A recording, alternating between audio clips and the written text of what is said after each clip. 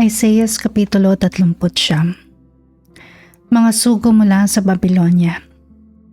Nabalitaan ni Merodach Baladan na hari ng Babylonia na anak ni Baladan na si Hezekiah ay gumaling sa kanyang karamdaman. Bilang pagbati, nagpabdala siya roon ng mga sugong may dalang sulat at regalo.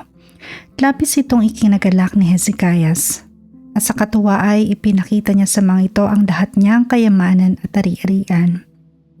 Ipinakita niya ang mga itinagong pilak, ginto, mga pabango, mamahaling langis at ang mga sandata sa arsenal. Kaya lahat ng taguan ng kanyang mga kayamanan ay nakita ng mga sugo. Nang dumating si Isaias, tinanong siya ni Haring Hezekiah, "Saan ba nanggaling ang mga taong ito? Anong sabi nila sa iyo?" Sumagot ang hari, "Sa malayong lugar sila nanggaling, buhat pa sila sa Babylonia." Nagtanong na muli si Isaias, "Ano naman ang nakita nila sa inyong palasyo?" Sinabi ng hari, "Lahat ng ari-arian ko sa palasyo, pati ang laman ng mga bodega."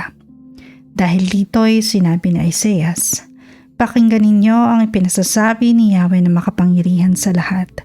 Darating ang panahon na ang lahat ng ari-arian ninyo, pati ang tinipon ng inyong mga ninuno, ay dadalhin sa Babylonia. Walang matitira sa mga iyon.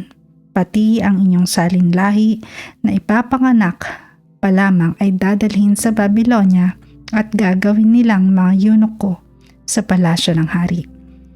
Ang sinabi mong iyan, buhat kay Yahweh, ay mabuti, sagot ni Hezekiah. Sinabi niya ito sapagkat iniisip niyang magkakaroon ng kapayapaan at kasaganaan habang siya'y nabubuhay.